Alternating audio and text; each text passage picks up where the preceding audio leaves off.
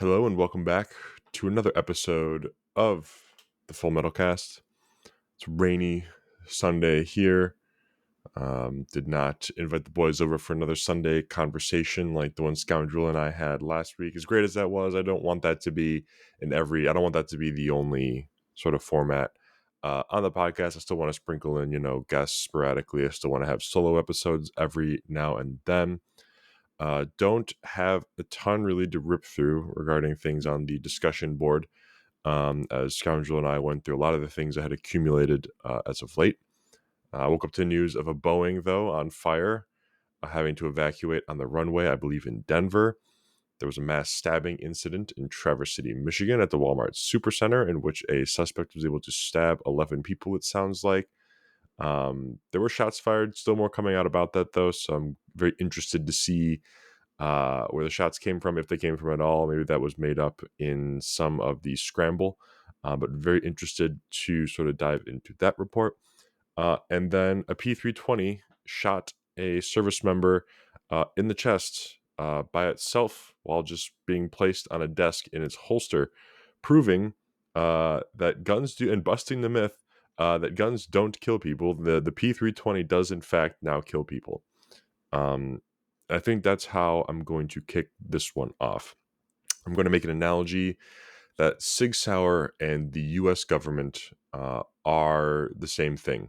They're no different.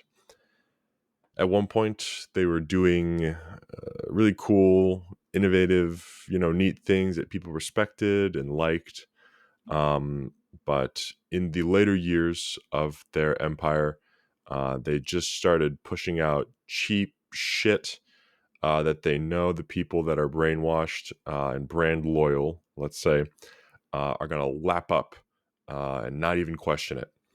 And that's what you got now with SIG. That's what you get now with the U.S. government, right? The propaganda is so weak that they can just say the Epstein list never existed, and people just sort of run with that and will take that. The propaganda doesn't have to be convincing. It doesn't have to be high production. It doesn't have to be rooted in facts. It doesn't even have to be emotionally stirring. So long as it's convenient now, that seems to be enough for people. SIG, on the other hand, will create a pistol that will go off on its own and simply tell you that didn't happen. That's not true. No different from the Epstein cover up, it would seem. And then it doesn't help that their service rifle also, you can bend the barrel with your pinky.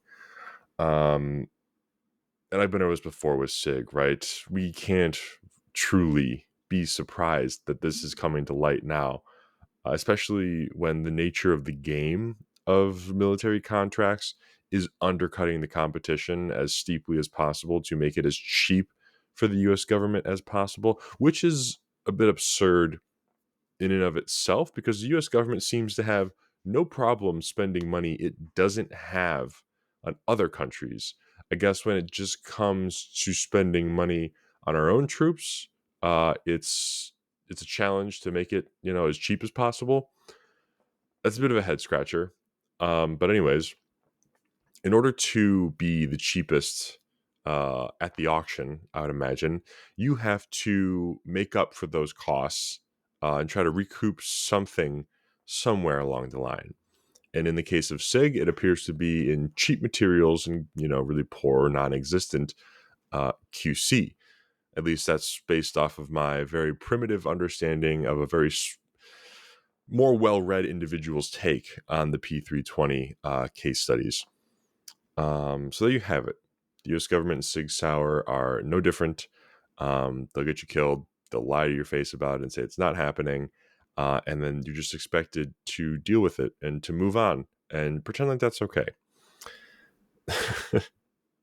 And the incident that happened with the M18 that sort of led to the military branches dropping the P320 and a more serious investigation coming to light and SIG kind of going, well, maybe there was something here and being forced to admit it, is a crazy thing. Like shooting your buddy across from you at the table is absolutely nuts. Just placing your gun down in the holster on the table, regardless of how hard, it shouldn't matter if the gun is hot out of the holster and with the safety off, if I put a pistol on its side on the table, I don't care how hard I'm slamming, as long as my finger isn't on the trigger, as stupid as that may be, uh, I, with a reasonable expectation, I would think that that gun is not going to go off. Now, rules of firearm safety, I would not not have the business end pointing at my buddy across from me at said table, even when we gather in my kitchen here to record. There's 4 or 5 of us, all with our own pieces on the table. When you watch people pull theirs out and put them down, obviously they make sure they're cleared. But even after they're cleared, we'll angle them away from someone, like at the wall. It's something that's just in the back of our minds, and that's not me saying I'm a teacher's pet and look at how well I follow, firearm safety rules. It's just sort of second nature. But at the same time, I would expect, especially when my firearm is in its holster, when I set it on the table, again, even if I'm spiking it like a football, I'm not going to really worry about it sending one into my buddy's chest. Um, and so, yeah, I think this is the price you pay. This is talking to Sig now. This is the price that they pay for undercutting everyone, for cutting corners in order to work with the United States government and get that government work. Um, it's, you victimize cops, military members, and civilians alike with really shitty firearms that are just liabilities. And also, you can't even take P320s into certain ranges and classes anymore. And they started banning those before someone died, like the airman did. I believe it was an airman. I could be wrong about that. So it's just not, it's just not worth it. And it sucks because I've always wanted a 365 macro, specifically the comp version. I think those are really cool. But as more things come out about SIG's QC, I know the 365 isn't completely immune. I know it's not as deficient as the 320, but I can't justify spending the prices that they're listed at for a pistol that's sort of a question mark for me. And that's really silly. What sucks even more, though, is that the Flux Raider has just been sitting in my safe, really. It's a cool gun to take pictures of. It's very photogenic. It's very vibey, as the kids would say. But it's a 320 at the end of the day. And I'm not seriously going to carry it around, even if I'm Israeli carrying, nothing in the chamber. So that if I do rip it out of a bag, I have to, work the slide, get one in there. I don't think I could be comfortable running it in, like, a response situation around other people. If it's unpredictable, if I don't know, if I bump it, if I set it down a certain way, it's going to send around. That's a really big issue and a liability. And so, you know what? I think the Flux Raider is going to become the most offensive gun I own from now on. I think I'm going to put an O light on it so that I can use that X300 on a weapon I'm actually going to use. And then that PB3 by Lead and Steel is also coming off of it. And I'm going to actually run that on my duty rifle. I just got a Castle Group acro mount, Stuff and Pews, Will from Orion Training Group. I took his carbine course in Texas a couple years ago. Awesome dude, awesome class. But I watched the TXC Holsters YouTube channel where he sort of has a sub-series on that called Drills with Will. He runs his PB3 on his duty and his competition guns, which are basically clones of each other, just varying optic heights and sort of business end attachments. But both have PB3s on that Castle Group riser. So I think it'll definitely save a little bit of weight. It'll be a little less clunky, a little less bulky up top. But interested to see what rocking that acro style PB3 optic on, an actual AR would be like. So that's going over to the AR. And then the Flux is going to become the most offensive gun you've ever seen until SIG. And then they're going to have to prove that their service is effective, or someone else comes out with a service or starts making new fire control units for those that can be trusted. Because at the moment, I know I can drop the hammer on that Flux while the slide is out of battery, and it's not like insanely out of battery, right? But I can press it against the table and I can still fully pull the trigger and send the hammer home. And I'm not saying that's like a deal breaker right? Because like I'm not entirely certain like where that's going to become a problem for me necessarily. However, to me, that is indicative that at least in one area, that 320 fire control unit suffers from some QC deficiencies. And again, it's like a crazy amount out of battery. Like it's just barely, but it's like my Glock will not fire like that. Hell, my little TSOS PX9, the little white full size pistol that I painted the thread cover orange to look like an airsoft gun, that won't even fire. I can't even drop the hammer on that when the slide's out of battery to the length at which I can fire the flux while it's out of battery. So again, it's just something I can't trust, and it stinks. I'm not saying I paid like an arm and a leg for it. Thankfully, I made a couple trades, got rid of the Jackal upper as well as my Glock 26, which has just been sitting in a safe forever for that flux. So it wasn't like a terrible. I mean, I got it for a steal essentially, but it just sucks that I can't trust it to be like a serious gun. It'll be like a cool range toy. It'll be cool to take pictures with realistically. But until something or someone comes out with, a service or a product to replace that FCU, and it's proven to work and pass every single drop test in the book, it's not going to be a real serious bag gun for me at least, and that sucks. But that's how. Well, I guess let's speak to the capitalists here. That's how a free market works, right? It's not cancel culture because the odds in this, or the consequences in this case are truly life and death. They're a little more severe than hurting someone's feelings with a word or an act. This is how the market of ideas works. If a company does something bad enough, then you don't go back to them. They've burned your trust. To be brand loyal in a situation like this would be absolutely insane. However, we still have people who are sadists, but the status argument to that accusation would be, oh, well, that's the Democrats that are ruining things, and would you rather have Kamala in than Trump right now? And my immediate response to that is nothing happening would be any different, right? Because, and I said this with Scoundrel, if I wanted the government to increase the deficit, if I wanted the government to increase our involvement in foreign wars, if I wanted the likelihood of a nuclear attack to be higher than ever before, if I wanted the Epstein files to be suppressed, and so on and so forth, I would have voted for Kamala, right? Those are all the promises and the things Trump ran on to convince us, not us, but people, to vote for him.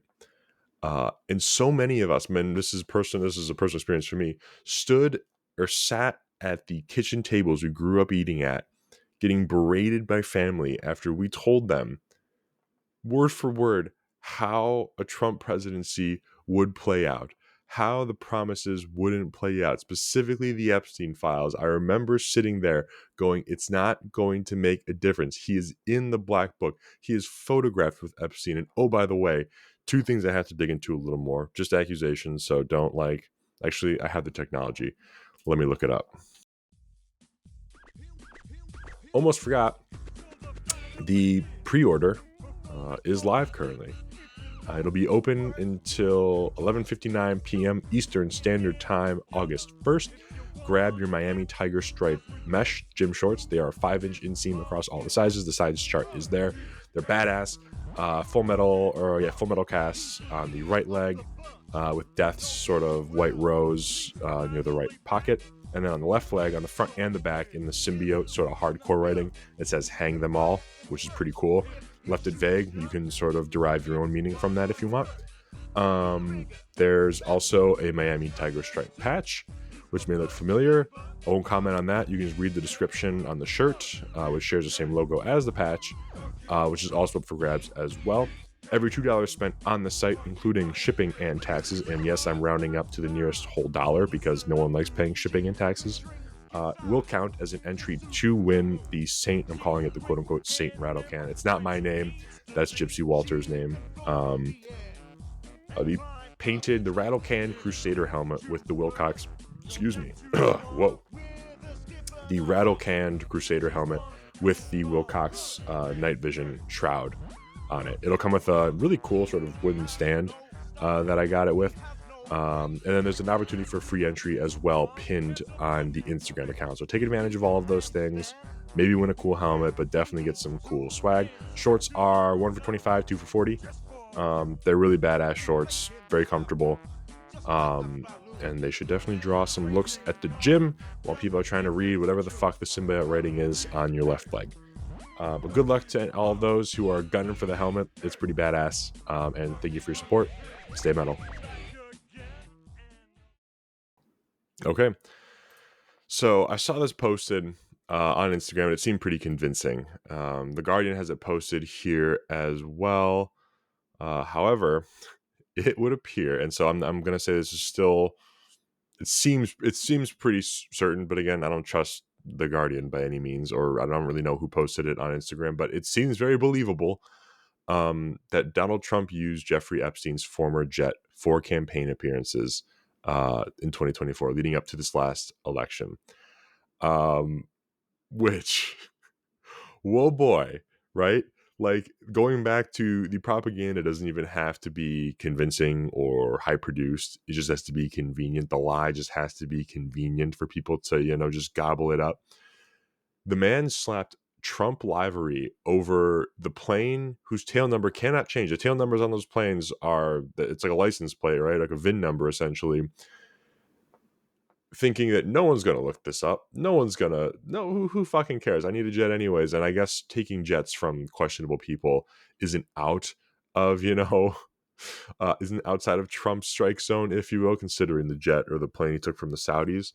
But the man literally flew around in Epstein's private jet for 2024 campaign appearances, running to be your president while telling you he was going to release the list, he was going to declassify the files, he was going to open up the case, he was going to hold people accountable. And obviously I didn't know this at the time when I was trying to, convince family members and, share my side with family members while I was getting berated. But like, God, how just surface level, obviously, just looking at it from the top down, how sinister, how fucking sick of a human being do you have to be to stand in front of people and tell them to make you their leader because you're going to do X, Y, and Z, and one of those things being completely throwing your buddy and all of your buddies that took part in illicit acts under the bus while flying around in the very plane of the man. That's crazy to me. That's absolutely insane. And the other thing, which isn't as, it is just as damning, I'd say, but optic wise, it's not as sexy. I guess during a hearing, someone had pointed out that I guess from known Trump accounts to known Epstein bank accounts, there were around like 4,700 plus like wire transfers between the two, or from Trump. Actually, again, I have the technology. I don't even know why I'm doing this. Whoa, what did I just do? Okay, cool. I didn't shut that down. Never mind. These weren't Trump to Epstein payments, so we'll scratch that. It appears to just be over 4,700 suspicious wire transfers to and from the Epstein accounts, totaling nearly 1.1 billion. Detailed in the Treasury file, they were related to Epstein's just trafficking network in general, including payments to women and girls, some from Eastern European countries, and dealings with Russian banks, later sanctioned by the U.S. government. Okay, so not transfers to and from Trump. Glad we fact-checked that live. But still, the plane thing is the most unbelievable slap in the face. Like, it's so blatant. It's gross. It's nasty, right? Like, the gall of these morons. We also should address the actually, let me close the thought. Getting berated around the dinner table, knowing exactly how this was going to go while we fought the status, fought loosely in quotes, verbally. We jousted verbally with family and friends, who, it's not, necessarily their fault. Like, we've been convinced for so long that you have to vote your way out of tyranny and prevent tyranny from taking hold and, growing in this country by voting for the right person. However, at the same time, those same people will also acknowledge, sometimes in just everyday life, sometimes after they've been fired up enough, that there are no two parties. It's a uniparty and the government moves as one. So you can't really make that one make sense to me. But we sat there and we said exactly what was going to happen. We were told we were crazy. I was called names. I was belittled and put down. They called me a Kamala supporter because that was probably the most hurtful thing they can think of. I did laugh at that one. That was pretty funny. That's the secret. I hate them both. Like, you can't hurt me. um, but yeah, like you would write a brand off that did this. We've canceled people for way less, and yet somehow we still keep going back to the well of government, for answers, because we feel helpless and we're convinced that there is no other way. However, and as unfortunate, as scary as the quote implies, no nation has ever voted its way out of tyranny. And that goes back to, the acknowledgement that, it's just a uniparty, everything happening now is sort of proving that, in case you needed more proving. You are not going to change things from the inside. Only people who are useful to the government are allowed to be in government and do things in government. That's the nature of the beast. It's a business. It's there are no checks and balances that we were told about. That all went away after. And I should read this from cover to cover on an episode. It's only 80 pages. The root of all evil. The income tax in America. A lot of those checks and balances just evaporated when the income tax was added to the Constitution as the 16th Amendment in 1913.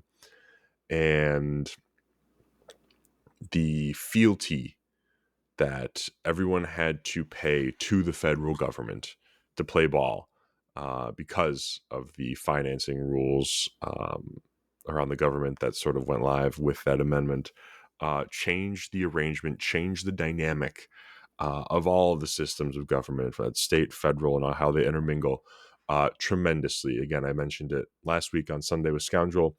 State representatives and otherwise became procurement officers for themselves mostly, but in the guise that they were doing it for their state. Playing ball with the federal government means, sucking off whoever's in office right now. Look at Whitmer, right? I think our governor is a great example. She was so anti-Trump that she was going to be a nominee in this last election until something happened and they yoinked her. I think she was going to end up running as like vice president, maybe with Biden, or maybe she was potentially going to be the presidential candidate, before the whole Biden, bait and switch thing took place. But did not like Trump. She was very vocal about it. She leans hard left. She is a tyrannical bitch, that the FBI tried to kidnap. And every day I wake up checking my phone, praying I woke up in the timeline where 2 to 3 individuals with like lukewarm IQs did kidnap her, because that would be the funniest thing imaginable. And it would just bring a tremendous amount of joy to me. Um, it would make me smile every time I hit a pothole. But anyways, as soon as Trump comes into office, they're hanging out. Trump's coming to Michigan. They're doing photo ops together. She's thanking him. She's speaking very highly of him. She's playing ball, right? And most of that actually turns out it was to help get support for the ice storm that hit the UP here in Michigan, that left it pretty crippled and pretty severely damaged. It's a national disaster that didn't get a lot of the news headlines that a lot of the flooding did in the Carolinas, and rightfully so. The Carolina damage was much larger, but she had to vie for position to get the federal government's attention to get aid and funding and help to fix that. And so someone who was literally going to be running opposed to this man, who would call him every name in the book, who disagreed with him just for the sake of disagreeing with him to hold the party line, suddenly has him here at military bases, is praising him, is thanking him, is saying we're going to cooperate with you in all of your bullshit, for money. You're not a representative. You're a procurement officer.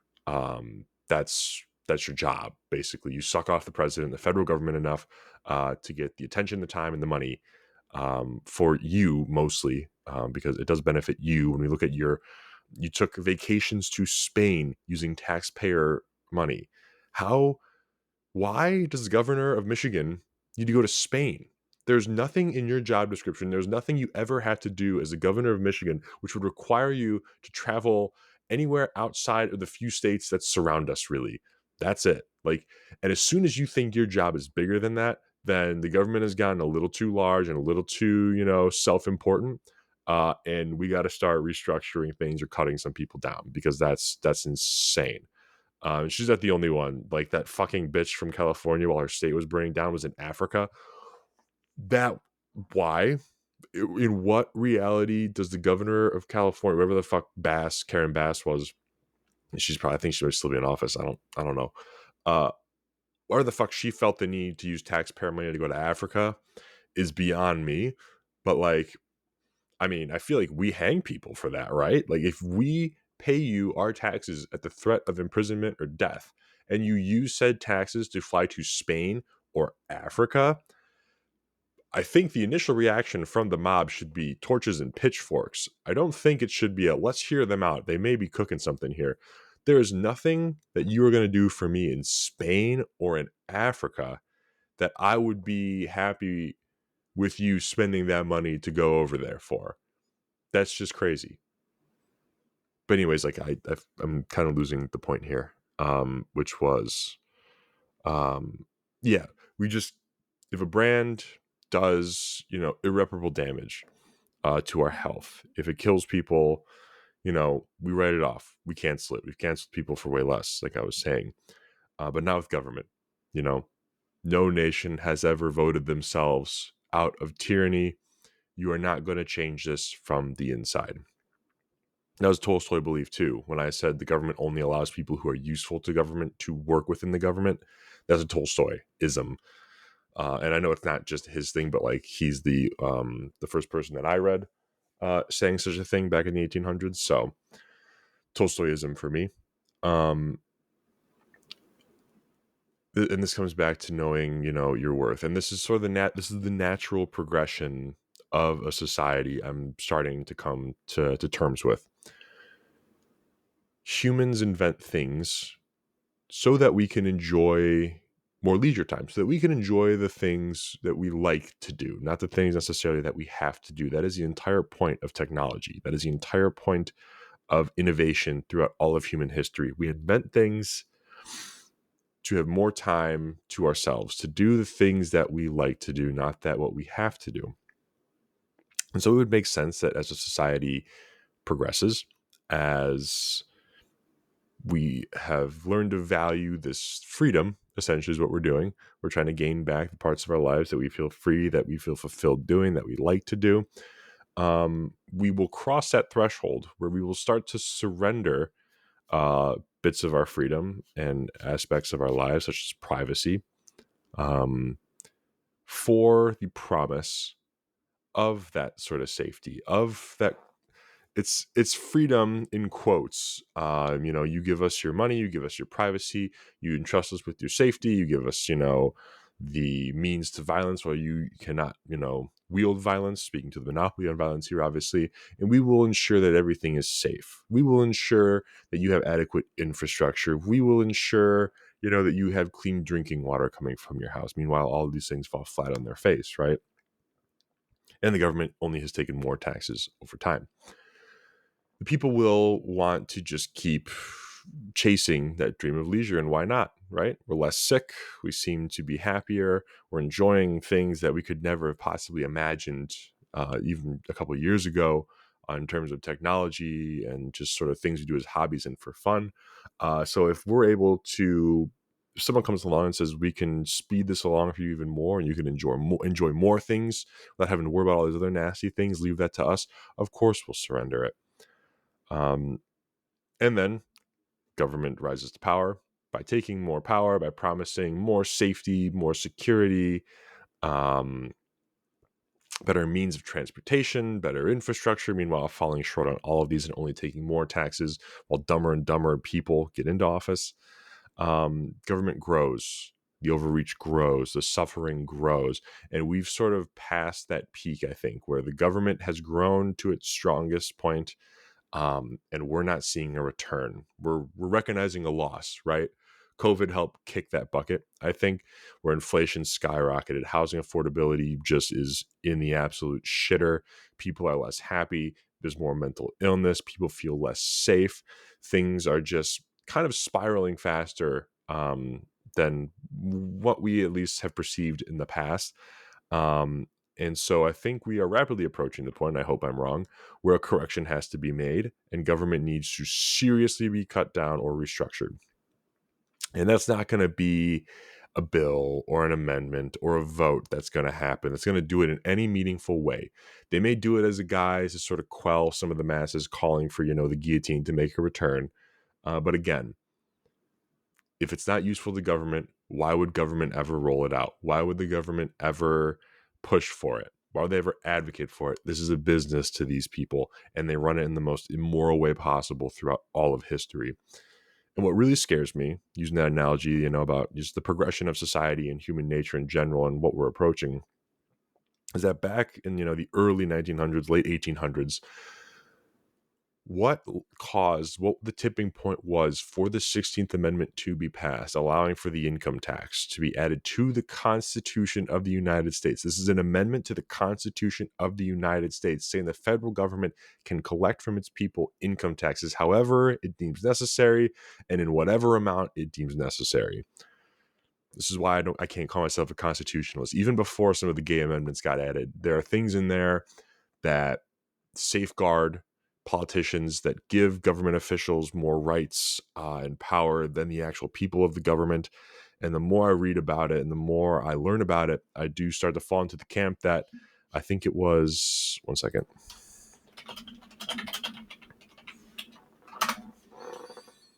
Yep, they call it the treason of the betrayal of 1788. That's obviously when the Constitution was ratified, saying that the founding fathers had to write it in hiding, in fear of the people realizing what they were doing and noticing that they were working to set up a system that they just fought a war against. And I've said many times the founding fathers wrote the Constitution with the best of intentions, and I still think that. But I fall very firmly in the camp that with Lysander Spooner, that, for one reason or another, regardless of why it was made, the Constitution has been powerless to prevent or has enabled the system of government that we have today. And he wrote that back like Civil War era. So again, my rights don't come from people. It doesn't come from a piece of paper. So the Constitution really means nothing to me in that sense. It was very cool and it's very admirable. That was like the first time it had ever really been done. Something like that's ever really been done, which is why America's pretty cool. But I don't really hold it in such high regard as other people because it has fallen very short, and it does enable the state to do some pretty horrific things. But anyways, the tipping point in American society, which allowed for the 16th Amendment to be added to the United States Constitution, was the push west. The government had encouraged folks to buy plots of land out west, and all they had done was built a really sort of shitty system of railways. There was nothing else out there. There was no infrastructure. There was no economy. There was no nothing. You literally showed up to a blank patch of land. Yep. And it was your job to settle it. That didn't really work out so well. It didn't work out at all for the most part for people out there. And so half the U.S. ended up becoming very disillusioned, very upset with the state of things, especially when looking at the more established towns on the East Coast, which were the economic powerhouses of America. They had everything. They lived nicer. They lived longer. They were able to get support from their quote unquote representatives. And it created this divide in the country, this sort of class divide in the country. And the government jumped on that right away and started saying things like soak the rich, which was back in their day their term for taxing the rich more, basically taking from the rich to help these people out trying to settle the western part of the United States. Long story short, that was the main political divide at the time, when the United States government met to discuss issues and, laws and bills. Income tax essentially became the weapon that the state was going to use to really sort of drum up, the battle cries for this, this war of the people, the haves and the have-nots, by implementing the income tax and quote unquote soaking the rich. And then by absolutely raping the definitions of certain words to skirt around the legality and the legal precedent of adding an amendment to the Constitution. They were able to add the 16th Amendment by calling taxes excise tariffs, which they're not. But again, this is like maybe one of the first examples of the government just making up definitions of fucking things to do whatever the fuck they want and expect you to go along with it and believe it. Another story. And what I fear is that we're at this point now with New York. And I say that because when we had this divide of the haves and the have-nots back in the late 1800s, early 1900s, and that caused the U.S. government to implement the income tax, even though it's only helped the United States government. We've seen how that's played out.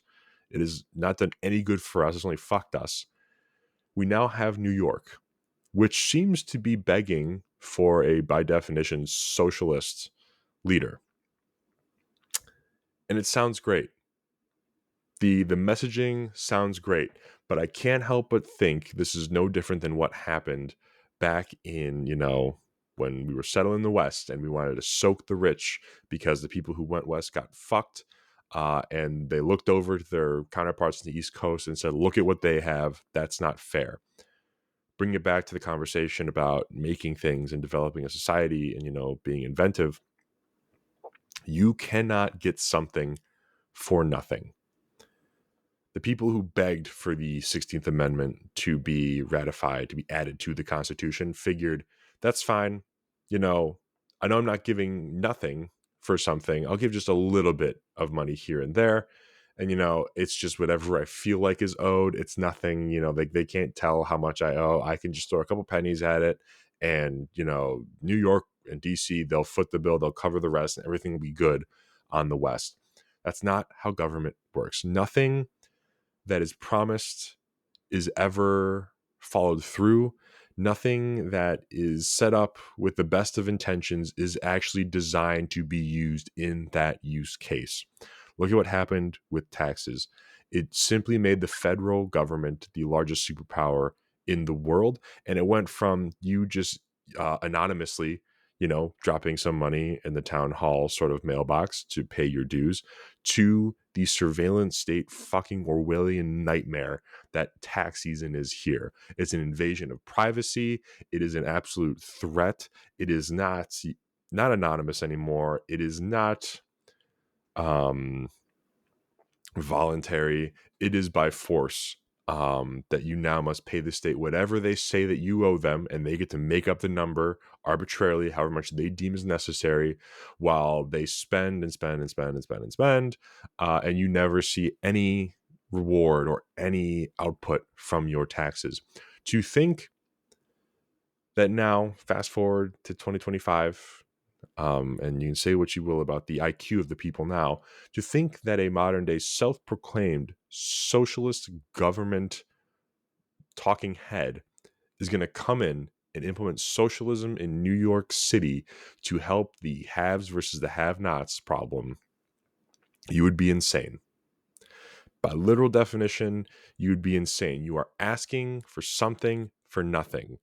Your nothing is a vote to put this jackass in power, thinking he's going to solve all of your problems for you. You cannot vote yourself out of or into anything. You do not make those calls. Your vote is simply a way for you to feel like you have some bit of freedom or some bit of autonomy or some bit of say in this system. But if you put someone like that in power, especially as self-proclaimed, again, the propaganda doesn't even have to be convincing as long as it's convenient. And again, he's just jumping on this haves versus have-nots. And I'm not saying New York isn't a fuck city. I've always shit on New York and I will continue to shit on New York. But a self-proclaimed socialist fuck begging for power like that, you would be insane. You're all the useful idiots, shouting him out, crying that he's going to be the savior of New York City, you would be by definition insane. And I think let me frame it like this. Biden was obviously a corpse, and sometimes maybe even a body double, depending on how far down that rabbit hole you go. But it seemed to me that things felt a little more stable. They weren't great by any means, but when there was a dead man at the helm, it seemed things weren't as crazy as when you had a power-hungry, self-proclaimed, or very self-aggrandizing asshole at the helm, doing left, right, and center, bumble, who knows what the fuck, right? Um, if I have to be subjected to a government, I would rather it be a corpse government than a god king sort of complex. And make no mistake, the fucking socialists are, again, history. I think I can't even make the history argument anymore because we've sort of lost that thread in this country every time election season rolls around. But socialism isn't going to be the answer, just like the income tax amendment wasn't the answer. You cannot entrust the state. You cannot empower the state more and expect a better result for you because they are working for themselves. The best case scenario for you is completely chopping the state off at the knees, making them completely crippled and completely useless. I read the intro to that 80-page book I keep referencing, The Root of All Evil. This nation was the home of the free because the government was too weak and too broke to intervene in the lives of the people, and is the land of the brave because of free people are always venturesome. They're always looking to do new things, to advance, to innovate, to grow. But when the state is constantly breathing down your fucking neck and your existence is based on going to work so that you can just pay your taxes and your bills and just feed yourself and just to stay alive, it's going to grind you down. And the larger you make that sphere of government in your life, the smaller the other sphere, they're just going to get compressed. Government's just going to eat and destroy and take all, just like it always has. I got to calm that down though before I just continue ranting. Long story short, I see a lot of parallels between the mistake of 1913, which was ratifying adding the 16th Amendment to the Constitution, which is the income tax, simply because of the attitudes at the time of the haves versus the have-nots. The income tax did nothing to address that, right? It was just, soak the rich was just a way for people to participate in government and hurt the quote-unquote others, that they can feel like they were getting something. Meanwhile, the only winner in that sort of clash was government. I see the same exact thing happening in New York. New York may be the biggest testing ground for this today. We'll see what happens. But I would say the outcome would be exactly the same in New York. I think if the socialist gets in, if he does what he wants to do, I think you will see a lot more widespread suffering, which you already see in New York, because that's the nature of government. That's just how it has always worked. You cannot point to an example otherwise where the other outcome has played out. And the argument will be, well, it hasn't been working out for New York anyways. You might as well try something new. No, because what's quote unquote new has already been tried throughout history, and it's led to other countries, immigrants wanting to find refuge here because it sucks so badly over there. And objectively, it is giving the state more control over the lives of the people, and that has never worked out well in any case, period. There was another thing I wanted to talk about, unrelated. It was a quick thing that I heard someone discussing.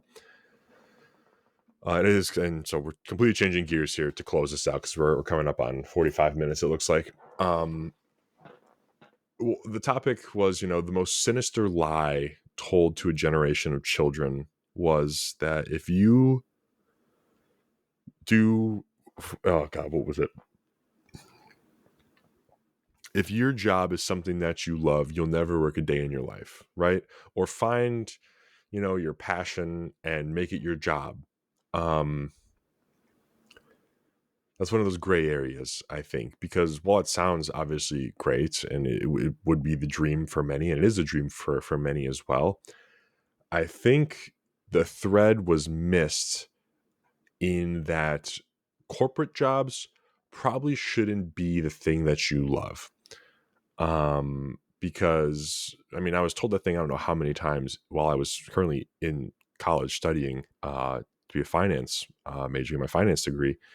Um, and I always thought it was silly. I was like, but I don't love this. Like, this isn't fun necessarily. This isn't what I wake up wanting to do every day.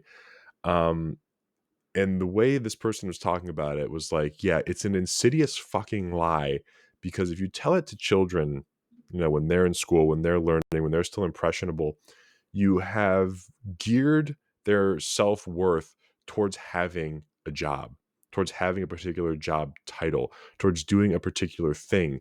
And life doesn't always necessarily work out in the way, because there are many factors that impact the job market. There are many factors that impact what people do to make a living, outside of said individual's control for the most part. And to make someone's entire self-worth based on their work, based on what they do, based on their title, I think is insane propaganda. One, for the job market, the job industry, the big corporations of America, because now you've brainwashed a bunch of people into thinking that they not only need your products, but that they need to work for you to feel some sense of worth. And I find that incredibly sick and incredibly sinister. And Europe has sort of figured this out, I think, in that when you talk to somebody in Europe, they'll ask you, what you do for fun. Do you go to the gym? You eaten any good places lately? Um, so on and so forth. Whereas in America, in the first three questions, let's say, where do you work? What do you do? Is almost always asked. And that's obviously a cultural thing. We just happen to weigh an incredible amount of social sort of credit on people's status at work, their income sort of bracket, if you will.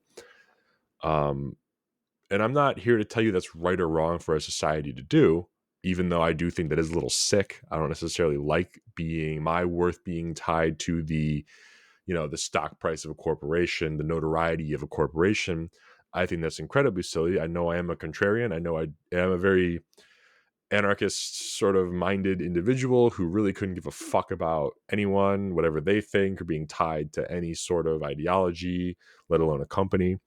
But I do hate the concept and the idea of just children sitting at school being told to find a job that they like, and just sort of conditioning them to think that like that's what they need to do in order to feel fulfilled, in order to feel like that's the end all be all goal in life, because it's not.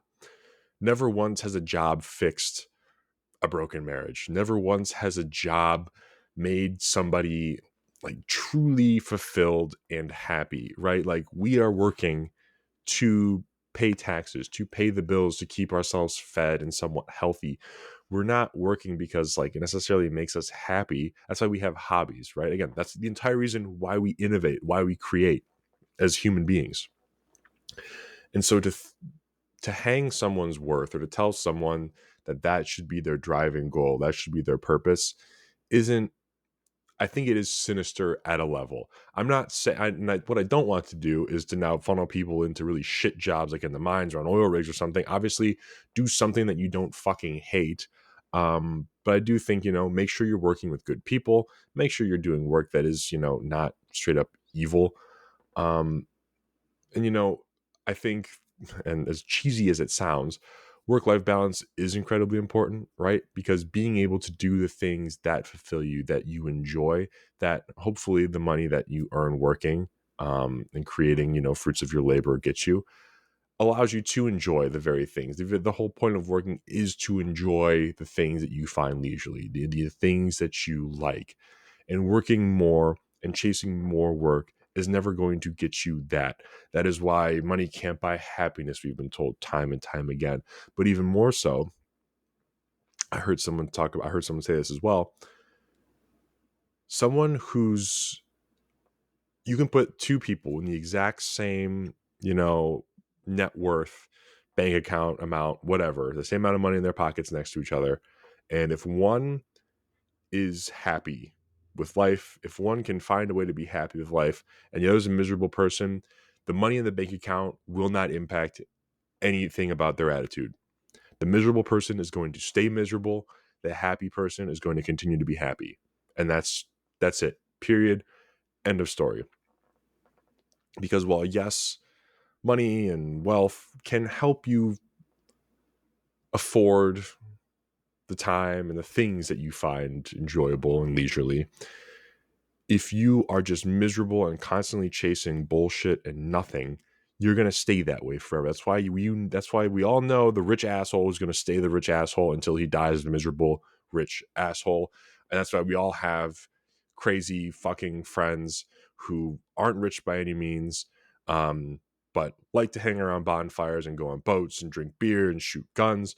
And again, we're driving trucks and used cars and beat up motorcycles and everything. And those people are a lot more fun, and they're going to stay that way, hopefully, if they hit the lottery one day, if they get a huge promotion at work and start making a lot more money, because they figured it out.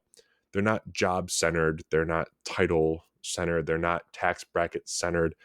They know what makes them happy and what makes them fulfilled. They know what's enough to make them happy. I think that's the point I'm trying to make here, because I think a lot of people, and I'm saying this now because the job market is like the worst it's ever been. I know personal family and friends who have been looking and applying for years, and it's just absolutely brutal. And I'm not saying don't get a job. Obviously, everyone needs a job. Um, but I hate seeing people I know get so beat down because their worth is so dependent upon a job title and telling people that they have a job. While in reality, the only person who's really benefiting from that job is your employer, who's paying you a very, very small amount versus the amount of value that you're providing to them. I'm not saying it shouldn't be like that either. Obviously, you're making enough money to get by, hopefully, if you're working at a job, and that's the purpose of an employer, to pay you. But it's just it's sort of it's easy to say this, hindsight's 2020, right? I have the thing that a lot of people are seeking, and so it's going to sound very condescending and very arrogant and very ignorant of me to say, oh, don't worry about that, that's not important, when your goal is to earn money to keep yourself alive, to sustain yourself. So I get that doesn't go missed by me. I do know job's important. I just don't want people to lose the thread. That's all. Because I care about you. And I know that at the end of the day, when you do get that job, and whenever you start making an amount that is enough for you to sustain you, and the things that you enjoy, to make you happy, I would hate to see more people get lost in this corporate fucking cloud and just of gray shit mess of America, where everyone's the same and everything's just all about work, because work doesn't fucking matter at the end of the day. Again, work's not going to fix a marriage. Work's not going to make you happy at the end of the day. You're not going to be in your deathbed going, I wish I worked more, because everyone's just busy dying. So yes, find a job that you don't hate. And if you like it, even better for you. But just know that is not who you are. You're so much more than a job. You're so much more than someone who badges in at a fucking corporation for a paycheck. And if maybe you're not, maybe you're looking inwards and going, oh shit, I'm really not. Who am I? What do I enjoy? What's my purpose, sort of thing? Cool. Figure that out. That's part of life. But your purpose, your worth is not based on your job title or where you work or how much you make. That's the only point I'm trying to make. So with that, I'm going to finally eat something, make some coffee. I'm going to start editing this to get it out hopefully by Monday. But until next week, stay metal. Thank you.